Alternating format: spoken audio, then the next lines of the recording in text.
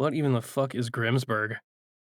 Uh, it is a new animated series on Fox with John Hamm as a private detective. Oh, okay. That'll be good until it gets canceled. Yeah, right.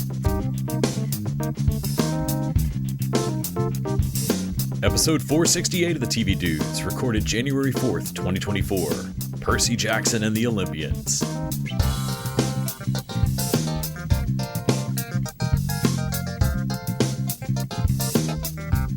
Hey, I'm Les. And I'm Nick. And we're the TV Dudes. We're the TV Dudes. I'm sure it's been a long week out there in the world, and we still haven't found Randy in time. We should probably be concerned about that. We should probably be clear on that. We haven't found Randy in the concept of time. In time. It's not like there was a deadline. That makes it sound like he's around, but we haven't found him in time for this particular podcast. Like a capital T physics lecture. Time. Yeah, no, we have like the way the turtles were in time. Yes. There you go. Like that. Yeah. We should probably be more worried. Instead, we watched a bunch of TV shows, as is the way of our people. Here, I believe, are our TV diaries. The Diaries of the Television Dudes. Brought to you by only the finest cocaine wine. All right, Nick, what did we watch? Well, Les, what did we watch indeed? Well, we watched some golf movies. We did. For Christmas, I got a book about the making of Caddyshack, and it sent me down a rabbit hole of watching Animal House and then Caddyshack. Right. And then, then we also watched Tin Cup because you'd never seen it. Yeah, or I had seen the ending. Like, my dad liked that movie, so I saw the ending at one time, which... and it was super weird watching you watch it, knowing that you'd seen the ending, and you thought that was the end of some kind of arc. Yeah. For him. Well, you watched the end of the movie. You were like, so we learned something, right? And I'm like, well, now that I'm thinking back on it, I don't think he does. It's an end of a sports movie, and I'm like, I haven't seen the beginning of this, but look, he makes that drive and he drops like 5 balls in order to like lose, but he risked it all and he did what he felt was right. So I'm like, oh, okay, so he's a rigid golfer that plays it a little too safe or something, and has like decided to risk it in order to be great. And the risk, he learns to loosen up, and like has to learn to loosen up or something, right? And we started to watch that movie. I'm like, wait, This is how he starts out. when he's like the loosest bum ever at the very start, and you're like, so Les, how does he grow? I'm like, it's been a long time since I've seen Tin Cup, but I'm pretty sure he does not. I think everyone else learns. Everyone else like tries to make him play safer, and then they learn that his way was the right way to do it the entire time. The whole time, yeah. I came out of this man, fuck Shawshank Redemption. This is the most boomer dad movie I've ever seen. Absolutely. Like, your slack ass was right the whole time. It is more Bull Durham than Bull Durham. That said, it's fun as shit. I really enjoyed Tin Cup even on the rewatch. Very, very, what is 90s? It's like 95 or something like that, I think. Yeah. Rene Russo looking great in it, and just absolutely landing some of the comic scenes. She's fucking awesome. Love Rene Russo. And Cheech Marin. Yeah, also very in order to just get basically shit on for trying to tell him to do the right thing here. And right, man, when he breaks half the clubs, and then Costner breaks the other half. And it was a little bit of a Nash Bridges thing for us in the 90s, if I remember right, because Marin and Don Johnson are both in it. Yeah. Which Nash Bridges was a television show, for those playing along at home. Keeping on to the sports track of things, I also watched Ted Lasso. I started to rewatch Ted Lasso. I'm all the way up into season 3. So nothing really new to report on that. Just it's too bad you got to slog through that 3rd season now. I still don't see what people are talking about the 3rd season. I think I think it's just, honestly, that the episodes get longer. And I feel you. I'm with you in my heart. I am, but it's Ted Lasso though. Yeah, they are not as snappy as they like, but honestly, they're dealing with bigger stuff and wrapping up storylines that need some time to breathe. Also, it's the last time you're going to see this friend of yours, man. Let him hang out at your house a little bit longer. And honestly, at least they didn't do a full, like, they just skip over Beard's thing in Amsterdam and just show him back up and with as Piggy Stardust. Right. rather than in the previous season, they do a whole episode on Beard, and I was like, I don't know if I'd do a whole episode on Beard. No, one of those was It's not good. like I'm good. it's not like that was a bad episode either, but I'm like, yeah, I think this is one and done. Mm-hmm. Yeah, I felt the least Ted Lasso-y. And we watched Good Place, so just a lot of really good sitcom stuff. Yeah. We also went to the theater and watched Iron Claw, which we'll discuss on Patreon. I also watched Scrooged, which is not a golf movie, but is a Christmas movie that does have one of the ghosts' memorable golf ball spit out zombie. There's definitely moment, a Christmas stuck golf with me. movie on like the Hallmark Channel somewhere. That's fucking. Oh, somewhere. Absolutely. I'm sure if we spent 5 minutes on it, we could spitball the title pretty closely. Then Fanny and I watched some episodes of Billions. Jingle Balls? No? Oh, man. Tell me that doesn't evoke immediate images of golf balls and nothing else. Right. Nothing else. Nothing at all. Over Christmas, I caught part of Home Alone 2 in the background of like family gathering chit chat stuff and ended up watching it silent, which that's so much pratfall and physical comedy that it works like Three Stooges. You can totally watch it on silent. And it left me wanting to watch for the first time since I saw it in the theater, I think, Home Alone 2. So I did. It's stupid and a rehash of the first movie and fucking hilarious. I loved it. I love that. Like, and Seeing so Trump it did. sucks, but What? Fuck you. what? So Try oddly and stop aggressive me. there. Not Like, the boss of me. Yeah. I remember really not liking this as a sequel when I saw it in the theater. Like all of us kind of coming out and being let down of like, just a rehash of the first. Yeah, it's a rehash of the first movie. That's what sequels do. Instead of hitting it with one paint can, we hit it with a couple of paint cans and a metal pipe and a bunch of other shit. Like, let's just take it all up a notch. And rewatching it as an adult, it's fucking great. These guys are actually immortal. I don't know how, but it's the only explanation. Really fun. The only thing that I was like, man, is seeing Donald Trump in the middle of it because they use Trump Plaza. yeah. I'm like, fuck that guy. Then Fanny and I also watched the, I think it's 40th, I feel old, anniversary documentary of Thriller, which was very much like Cinema Wins, like what's everything great about this album? But honestly, it is a pretty great album. It is every Michael Jackson song you really, really, really love all on one album.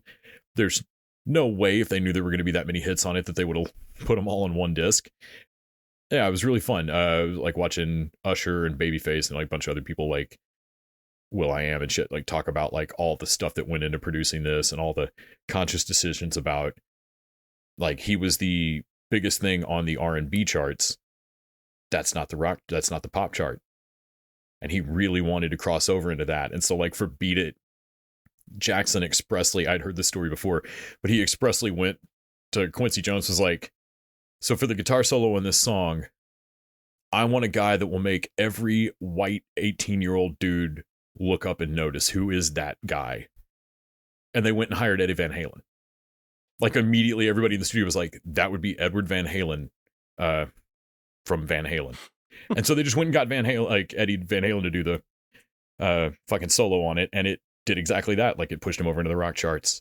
And then they talk about the Thriller video and shit, which was a staple of my roller skating childhood. And I think that is about all we watched.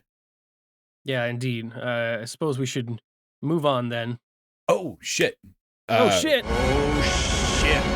We watched the entire final season of Letterkenny. Oh, that's right.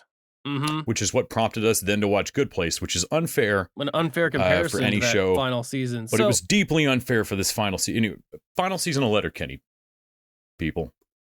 Nick, what were your thoughts? Well, I think we've been Okay, on Nick. record. Nick, okay. Less okay. Okay, less okay. So you ever notice that when Letterkenny has a chance to do a full-on story arc or like really run through narrative with a plot line, they kind of don't. Like there is a running thing with Mary Fred and him getting married and then sort of later, but not really.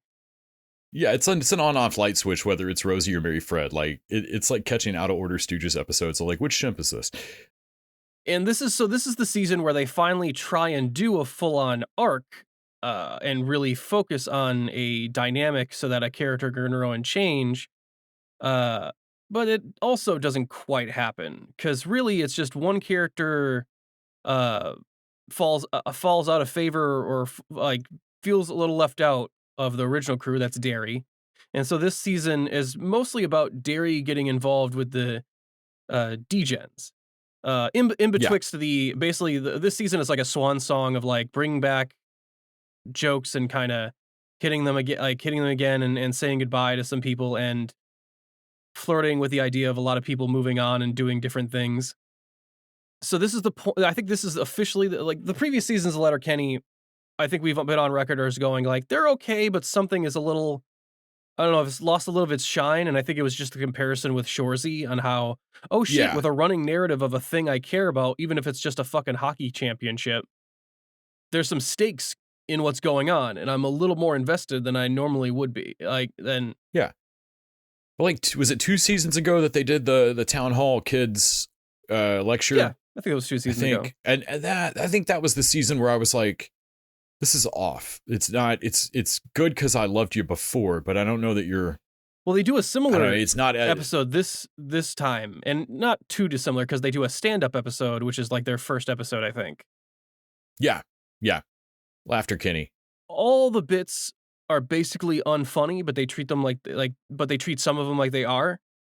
Yeah. Which is not a bad running joke of like just having them all just be unfunny and just having the crowd either maniac laugh or But not. they're inconsistent a little bit on because if it was just Squirrely Dan that was funny because it would show that was his Did You Ever Notice is not funny, but everyone laughs at it because apparently this town is full of fucking rubes. Observational comedy. Yeah.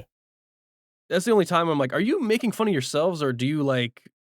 I think because Squirrely Dan has I can't remember his real name, but he has a stand-up career. Yeah. And I think he's making fun of him. So Wayne gets up there and does some crowd work and he's just talking with people. And there's not really any gags and there's no jokes behind it, but he's laughing like he's smiling like he's actually doing a joke and no one laughs. Right. Because it's not like funny. It's just awkward and like they know it's awkward and I'm like, terrible. oh, yeah, okay. it's his crack and egg. So none of these are going to be funny. But then Katie gets up there and does a pretty equally bad roast comic piece. Like mean. It's mean and not particularly clever or funny, but everyone laughs at it like they're having a good time.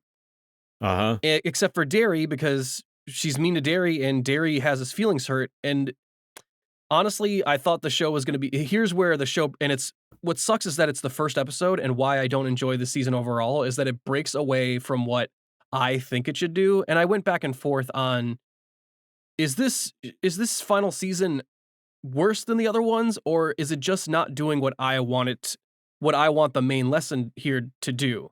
Because I have a stick in my craw about how the lesson here is that everyone here is like no one here gets offended by anything. And it's where Letterkenny, I'm like, oh, so this is where the conservative level of humor starts to kind of to shine. Yeah. And no, they make a point of like having everybody look at the camera and like, no, there's more important problems in the world. We don't get our feelings hurt. And like, well, but then man, nobody brought this up. This feels okay, Boomer. Like the reason I don't like that is that it disregards anyone's feelings as far as I'm sorry, Wayne, are you saying so anyone can say say anything you in the context of a joke and you'd be okay with it? Because there's plenty of seasons where you fought people for less. Right. Right. And Katie, because she's a girl, I guess, is just going to get away with this. And I don't know why Wayne doesn't have his feelings hurt by what she says. She says his personality is the joke because of his, he shared his personality on stage. I'm like, Jesus, that's unnecessary and kind of mean. Right. And not particularly cleverly structured. And Derry just gets shit on like he kind of always does. And honestly, Daryl's sick of it. And I was like, oh, I see why. Like aspirationally where I thought they were going to go with this right from the jump because of how they set this up, like Derry gets his feelings hurt because they're being outright mean to him. Mm-hmm. And like, this is a huge change from the kind of mean to him of throwing him the softest birthday party. Yeah. Like this is different.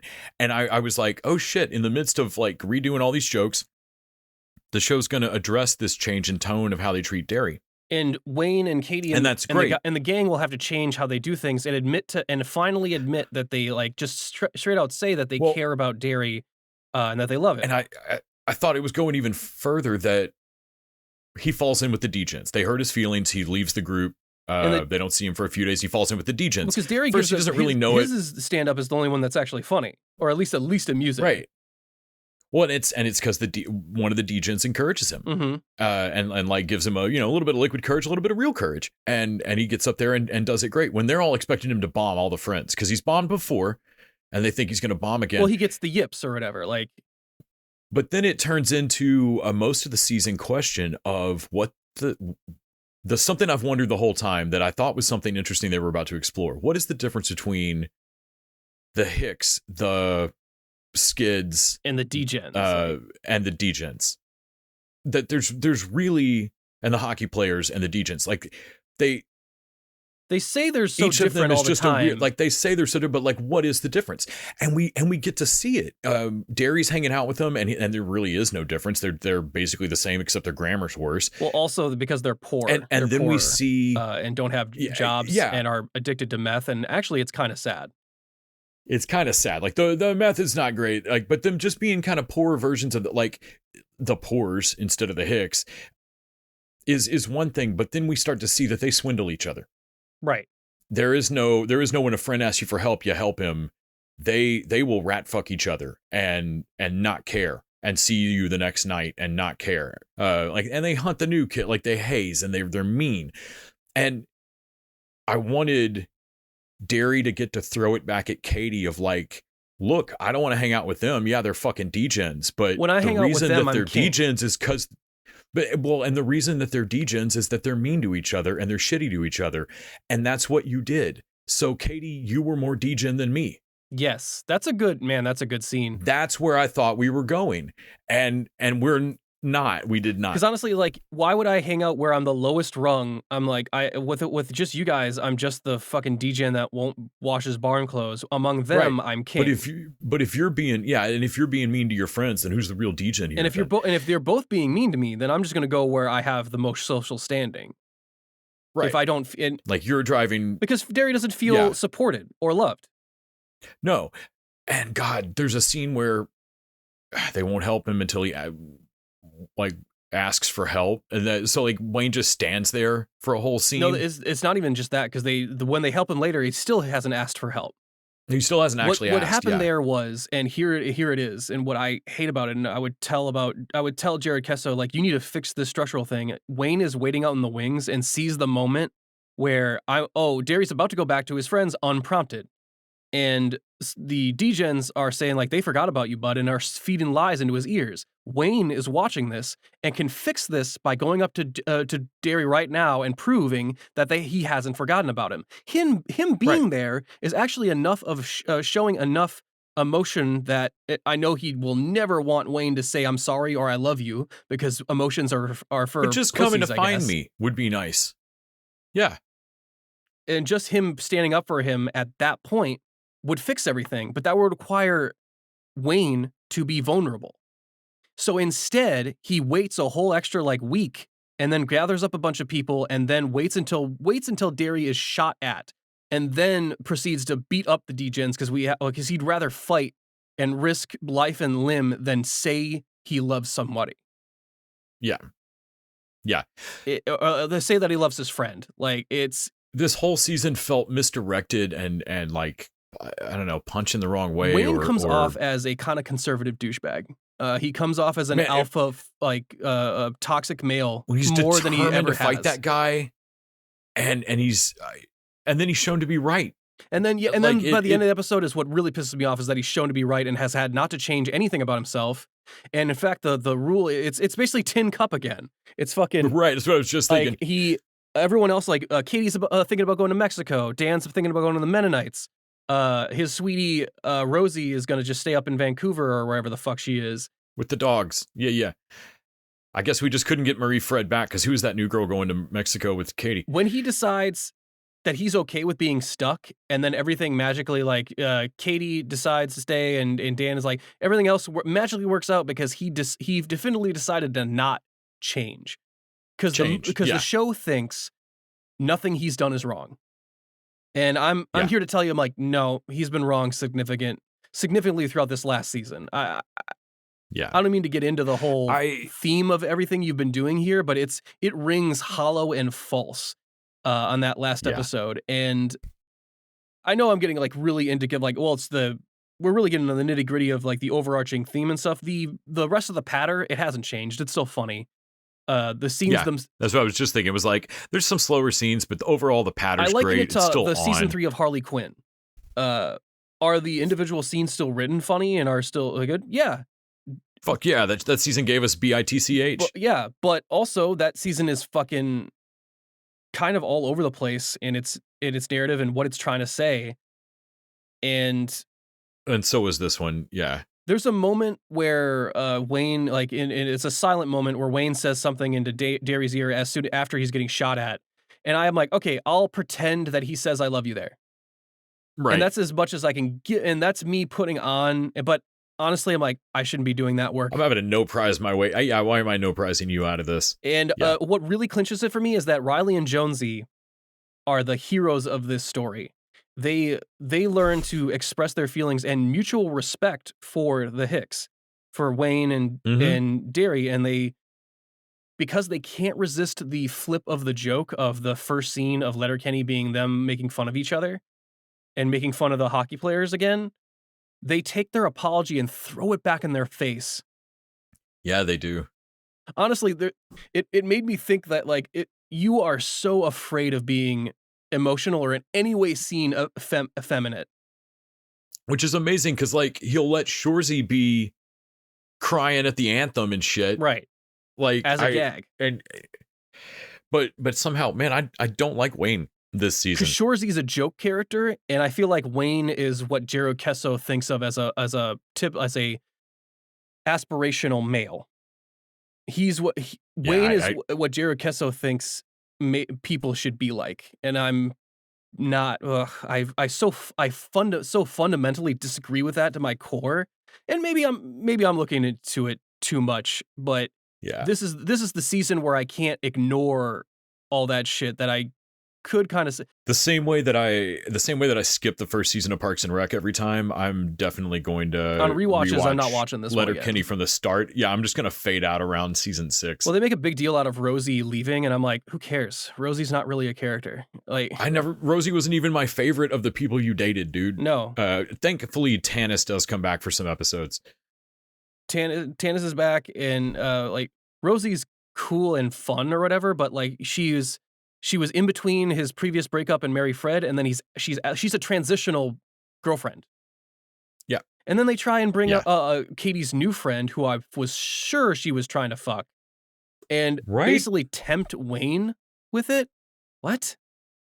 Because she's also in a relationship, but it's gender politics are like when Mary Fred cheated. Like we didn't have a discussion about it. She was gone the next gone the next episode next season.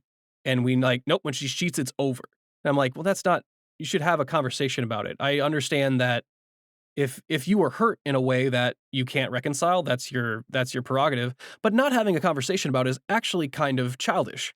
And like their approach to degens is childish. They haven't seen what we've seen as far in the degen group, and they refuse to walk back anything they've done in order to push Derry away to the degens. They don't reflect on anything they could have done better. They don't change any of their behavior, and just are like waiting like, well, you dumbass Derry, I guess you finally figured out that it's better being our bitch boy than theirs. That's kind of what it feels like. Yeah.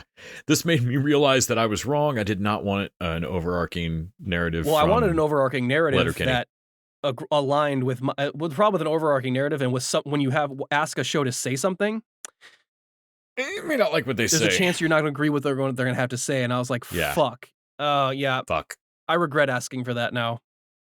Yeah. Yeah. This would have been my favorite TV show in 1995. With its like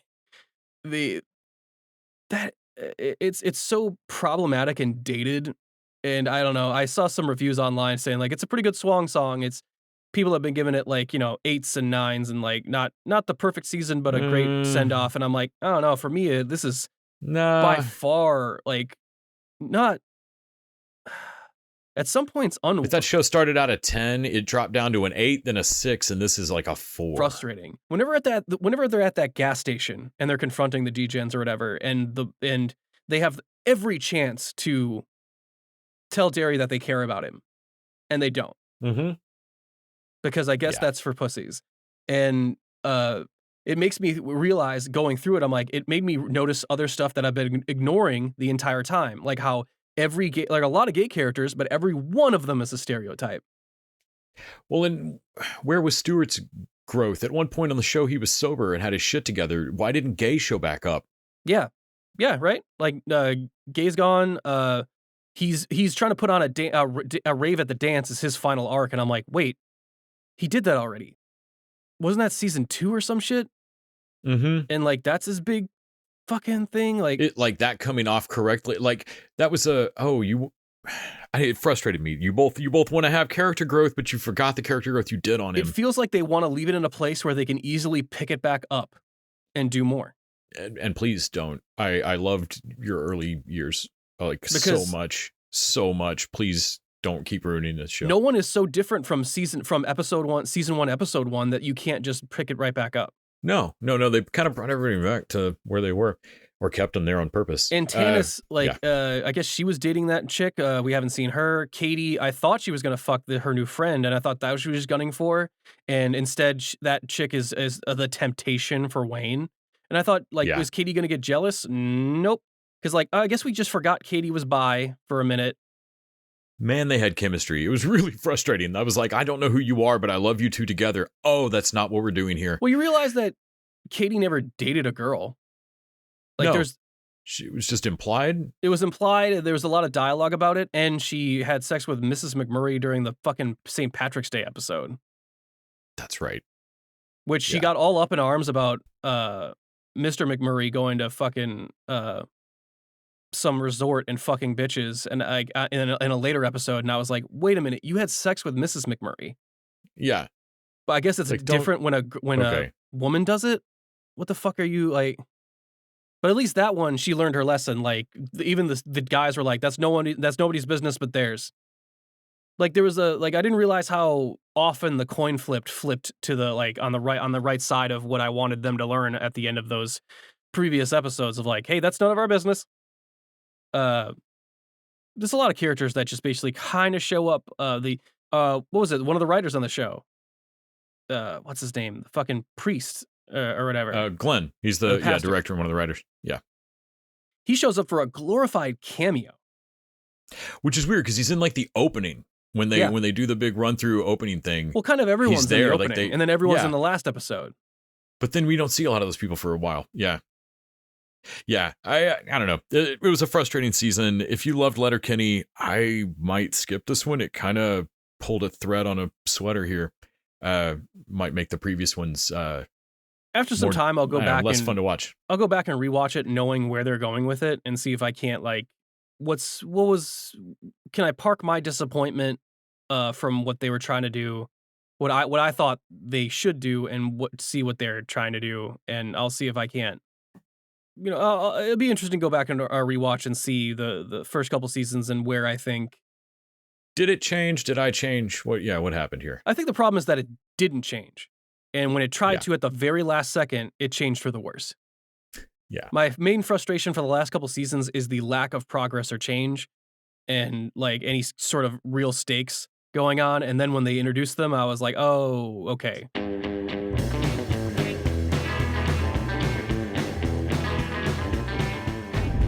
Well, if you feel like this show could stand some change, you can head over to patreon.com/tvdudes. And by throwing in $20, you can pick the show that we talk about. Here in a few weeks, one of our patrons has chosen the show for us. And we'll be announcing that soon and discussing that at end of January. Over at patreon.com/tvdudes, it's not always $20 an episode at every tier. You can also just throw us $1 an episode, get bonus content each week. This week, we're going to discuss The Iron Claw in theaters now. You can also throw in $5 an episode at the new Binge Watcher tier. And at that level, you can send us a show review each week. We reserve the right to edit for length and clarity, but we'll read it on the air. Whatever you think of a television show, we'll add it to the roster and throw it out on the podcast. So check us out over at patreon.com/the TV Dudes. Okay, let's get into our main course for the week. Disney Channel, Disney Plus, has given us Percy Jackson and the Olympians. I'm old, I said Disney Channel, which I guess is probably still going, but wow. Disney Plus has given us Percy Jackson and the Olympians. The stories that I have told you about Greek gods and half-bloods, they are real. Percy Jackson, we've been expecting you. Book series. They did a few movies, but obviously didn't feel like they'd done it right or done it enough or done it recently, as is the way of Hollywood. And so now we've got a TV show. I was not expecting a lot from this. And spoilers, I really enjoyed this more and more each episode. There are 4 episodes out right now. Nick, did you ever read these books? Rick Riordan? I did not. I actually never read, honestly enough, saying his name wrong. After the only Harry Potter knockoffs I actually read were like Pendragon books, which surprisingly have not been made into a movie, even though I thought that was like a TV show. They're not all. Yeah. They're also not that as good. I'm just ancient. I've never read Percy Jackson. I've never read Maze Runners or any Hunger Games or any of that. I read my stepmom got super into Harry Potter, and so I read all the Harry Potter books. This is the pre-Hunger Games young adult novel era. I did read me some Golden Compass. When they were fully trying to rip off Harry Potter, and then Hunger Games came out, and then suddenly the YA things became post-apocalyptic. Right. And I was like, oh, right. Yeah, okay, I'd rather watch... not that the Hunger Games movies were bad, but when they made bad knockoffs, I'm like, I'd rather watch bad Harry Potter knockoffs than bad Hunger Games knockoffs. Yeah. No, Abracadabra or Apocalypse, these are your 2 choices when it comes to YA novels, it seems like. And I gotta say, I'm so glad that this is not dystopian children running through mazes and shit, because I kind of dig this. It's impossible not to compare it to Harry Potter. It's a bunch of kids, or a kid who discovers that there's a bunch of magical kids and goes to camp, not school, camp. I feel like this distinction is important because the summer camp for Half-Bloods, which, damn, just put it on the t-shirt then, is absolutely loosey-goosey. Maybe there's a couple of adults around, but it's some summer camp shit, man. You see 2 of them, and one of them is Jason Mantzoukas, so we know he's not reliable. Right, that's not an adult. Right, he's Dionysus with a crazy-ass beard. He's sober, but still. Yeah, this is more like a wildlife preserve for free-range kids. Yeah, I think one of the things we liked about it early was that, it's about a guy, it's about this kid, Percy, 12 years old, gets swept up into this adventure, realizing that all of his weaknesses are actually strengths, because, like, watching this again was like, oh, right, this is a very much like the Special Chosen One narrative, but even more, oh, you have ADHD and dyslexia? Well, actually, that's just demigods have trouble perceiving this reality versus normals. So, like, even your disabilities, or your, like, the guy in the wheelchair is actually a centaur. Like, everything that you thought was a weakness is actually your strength, and mystical and magical. Right. And he gets swept up and told his lineage by his mom. They get him to the camp. His mom gets killed by a minotaur, or seemingly so. Pretty cool looking minotaur. Kills the minotaur.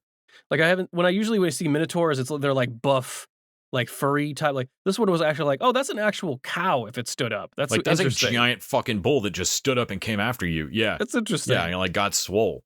Yeah, I appreciated the fucking dad bod on the minotaur. Well, there's several times where they do a really great subtle effect. I'm not saying the CG on this show is stunning. I'm sure that there is a review out there right now tearing the fucking CG apart. But for my money, they're subtle enough with it that where it they works. hide the seams like, their centaur looks good. Their Pegasus looks fucking great. I love how the Minotaur looks. I like how the statuary and Medusa snakes and shit. They're oblique little tiny cuts, but man, they look pretty good. So the first episode of this, I thought, did a great job laying out the exposition, who he is, his lineage, him losing his mom. Like, they lay the stakes out. The tone's dark and good. It's got a YA thing. That said, it didn't hook me. I had to really grind through the first episode. I rewatched part of it again just because I know I wasn't paying attention. And then the second episode was better. They get to the camp. Like, he basically wakes up at camp in the second episode, and all of that's cool. And I was like, fuck yeah, we're at camp. This is great. But I don't know that a camp show on Disney Plus was going to hook me week to week. Like, I wasn't, this is, like Big Shot or something. Like, I don't know if I'm sold on this week to week. And then Ep 3 hooked me. By Ep 3, they're leaving the camp, and at first I was like, fuck, you finally get to a place I like, maybe don't leave. But the quest is better. They get on the quest, and immediately I am in love with the three kids, how they play off each other, the child acting spectacular. The jokes landed for me. Their danger on their quest is cool. Very good banter. By the time they get to Ep 4 and the stakes are, it's on. Yeah. I honestly, like, I finished Ep 4 and was like, shit, I'm definitely watching all this. Wow. It was one of those things where I couldn't tell if it was a strength or weakness of the show that they seemingly abandoned the camp really early, because they barely explain even how the camp works. And I'm like, well, it is more of a summer camp. It's not a school. It feels more like a very loosey-goosey rule system as far as here's the houses of the gods. This place is mostly safe, and we mostly try to keep you idiots from going off on quests. Are we going to explain how they're all different and like what the who's got what powers based on their lineage? Like, no, we're going to say that Aries are kind of dicks. Here's a story about a tree lady. Yeah, having not read the books, I've read Bullfinch, like I've read mythology, but like this, I don't know where they're going in the book plot. But the show tickles that part of my brain from like way back in junior high of like, wow, I want to go look up mythology shit now. Mm-hmm. All of the casting's great, even when they cut to like the kids are all pretty young. They cut to a younger Percy, and damn, man, the casting's amazing. That kid looks like the younger him. I thought they fucking AI'd it or something. It was spectacular, and then and that how seamless that flashback scene was. Maybe you start off the first for the first episode, you start off in the camp and then flash back to what led them there. Just for a TV show, how to like open a TV show rather than a book. I absolutely needed to get through the first two episodes or I wouldn't have gone any further. Episode 1 alone was well done, but I would have said it wasn't my cup of tea, and it is. It's really good. Mm-hmm.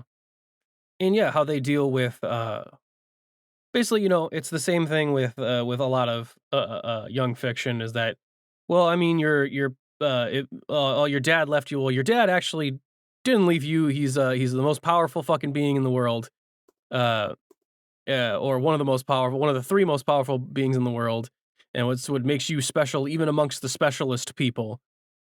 And the way the lead actor that plays Percy, I don't have his name in front of me, but the way he plays Percy is, since this is all new to him, he doesn't really know what's special and what isn't.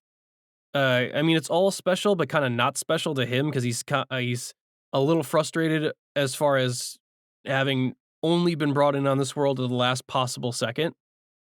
And, pretty mad at dad for allowing any of this to happen at all. And the way he plays, like, you can't send Medusa's head back into the gods, because like Medusa's head is you'll look impertinent. I am impertinent. Because it's a crazy dangerous object, and he basically he goes with the first most practical solution. Okay, let's keep the hat on it that turns it invisible, which is also pretty cool. I like that the magical items this time around are just like in Greek mythology, they just blessed magical items of the day, right? So if they blessed magical items today, they wouldn't look like Greek. They were just whatever they blessed at the time. Right. Great. So I like that. Now it's your Converse you have on have wings on them, and a radial hat, and some fucking Skechers or whatever. Yeah, like some fucking ratty all-stars. Yeah. Yeah. And he's like, okay, well, that's my mom. It's my last. It's my thing that connects me to her. And he goes, oh, okay. Well, the next best thing is we send this fucking to Olympus. Then, well, but you'll insult the gods. Like they made this problem to begin with. Right. I can't leave it here. Like we all agree we can't just leave it here for just some random schmo to find and conquer the world with or whatever. But I also love their performance later between those same two kids. It was Leah Jeffries playing Annabeth, who we saw her in Beast with Idris Elba, and then Walker Scobell is who plays Percy. But later on, Athena's mad. Her mom is mad at her, or someone tells her that the gods are mad at her and for her impertinence. And Percy goes, "What impertinence?" And the just dead look that she gives him of like, dude, the thing I told you about the last episode. And he's like, oh yeah. Like it is beautifully played. Like she doesn't have to say a word, just this withering like, man. I like that actress plays the character as still a child, but a child that's older than their years, basically. Yeah. Like she's a kid, but she feels older than the rest of them. Their exchange on the bus in Ep 3 is what sold me on hooked me on the show. Honestly. Oh, the consensus song? Is that what did it? All of that. Yes. All three of them. That sold me on everyone in that conversation. Beautiful fucking writing. Well performed. Yeah. I did not expect to enjoy this show. I honestly threw it on our list because there's not a lot of stuff out right now and it looked fun. Right. But man, I did not expect to really dig this. Sure. It does smart things. It does smart things in casting, and I mean Jason Mantzoukas as Dionysus. Yeah. And I love that they Tim Sharp. I love him. He's great. He try and tricks Perky like, oh, I'm your dad. Now here, go grab me this bottle of wine. And apparently there's like it's another like a joke that sets up rule sets of demigods can break rules that gods have set on other gods. Mm-hmm. Like. Because he's under a rule. He can't go drink. Zeus won't let him have alcohol, but a demigod could go get him alcohol. Yeah. Right. And then it would be somehow allowed. I love that they and they make fun of Percy makes fun of how inconsistent and weird all these arbitrary rules are. Mm-hmm. But just knowing that thing, like, okay, so I don't know what'll happen if Dionysus gets alcohol. Probably nothing good, but it's not necessarily the end of the world but just setting up that thing that gods can make rules on other gods. Some of those rules are probably incredibly important. Demigods can disregard all of it. That's crazy fucking dangerous. Like that almost makes me understand why the gods would be like, no, you children are world breakers. Like we seriously you shouldn't be able to perceive how, where all the levers of physics are and grab them, but with none of the responsibility. Oh, that's a joke they love too, is that the mortals can't quite see what's going on. Yes. So when the Chimera appears, everybody either doesn't see it at all or sees it as a tiny little dog. Mm-hmm. But they see the destruction. They are affected by it. Like they can get knocked out of the way. They are interacting with this. With this world they are unaware of, and they really like to play that for comedy. And the subtleness of oh yeah, this whole world is kind of mystical and magical. It's just you haven't been able to see it. There's shit everywhere, and and other little history things going on, like world building that doesn't apply to the quest right now, but just comes up. Like Pan is missing and has been for a long time. Mm-hmm. And is one of the reasons that humans have fallen out of balance with nature. Mm-hmm. Yeah, I like all the little world building things. It really does. It makes me want to go look up. Well, it kind of makes me want to read the books, which is hilarious because did not expect that. And it makes me want to go grab my copy of Bullfinch and look up I say real mythology. That's a weird turn of phrase. Well, the arch in St. Louis is actually a temple to Athena. The thing to Poseidon? Or to Athena, yeah. Which I thought was kind of clever. It's just super cool. And because of that, the thing Jason can't enter. Yeah. The quest, it's a field trip. Yes. They're going on to special places in the US and they're learning about stuff. Oh man, if pushed a little harder, PBS could have funded this. This could be some fucking Carmen Sandiego shit. It's a Greek mythology field trip. Like they go from the camp to and take a and they take a bus. The all-American field trip. They all but hold hands going through the show. Yeah. Man, No, I'm digging this. I would recommend this to people, whether you know, if you've got kids, I think kids would love it. If you don't have absolutely. kids, you should, you know, find the fun in your soul and watch it yourself. Directed that direction at that age group, I think is perfectly towards the, you know, they've made Percy an actual 12-year-old rather than a 20-year-old trying to play a 16-year-old. Right. And I like the danger the kids are in. I like their response to it. When he first wakes up at the camp and Grover is kind of geeking out about, you killed a minotaur, blah, blah, blah. And like Percy basically tells him to shut up and stop talking about this. And it reads completely correctly. That's the story of I just watched my mom die, man. Right. That's not a cool story. That is the story of the thing that happened last night when I watched my mom die. And he just like, shut up, man. Stop talking about this. Yeah, that him. And I really liked that reaction. Losing his mom and then realizing the mom is actually alive down in Hades. In hell. In hell. Yeah. And, Underworld. He gives him this world-weary thing of like, he's not, when he was introduced to this world, his life kind of fell apart. Everyone's telling me how special he is and how cool it is. Like, dude, you're killing monsters left and right. You killed a Fury, Medusa. Like you are like the chosen one. You're the one, and he's kind of just put like he's put off by. And I wasn't sleeping under the stairs with the Dursleys. Like my life was fine. My life was fine. I didn't want to do any. I just want my mom back. I didn't want like I don't care that I'm the coolest kid, like the most specialist kid in camp or whatever. And watching him go through the quest, like you said, being the only one who hasn't drank any of the Kool-Aid is hilarious. When everybody else is like, no, the gods, though. And he's, man, fuck them gods. Everyone else is like, well, you know the rules. You got to like, they will be in your corner as long as you pay them respect, and they'll be in your corner. I'm like, well, those are your parents, and you've just described very conditional love. Right. Right. There, at the end of the credits on this fourth episode, there was like a little, maybe on all of them, I don't know. There was a little like next episode kind of thing, I assume. Didn't announce it. It was just some scenes. And that was one of the bits they said was, from what my mom told me, this is just the kind of family they are. This is just how they are to each other. And it was like, oh, that's great. Realizing that, like, nope, I mean, the gods are your family now. Also, have you seen Knives Out? So Lin-Manuel Miranda is Hermes. It makes me wonder who they're casting as Hades, Poseidon, and Zeus. Right. And I wonder if they're going to walk this back. I remember the movies walking it back like Sean Bean was Poseidon in the movies. And they walked it back like he knew what he was Poseidon doing. Die in the first episode? He does not. I mean, just Sean Bean by contract. Well, he shows up at the end.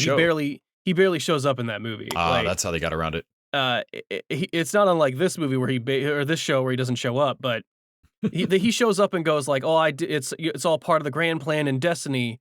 And I'm wondering if they're going for a different tone than that, which I'm not sure if that's what the books like. Because in the you know what, they'll probably be a little more faithful to the books, and I imagine the books are gonna make perceive Poseidon as to being a flawed but still loving father. Yeah, at the end of episode 4, Poseidon seems to rescue him.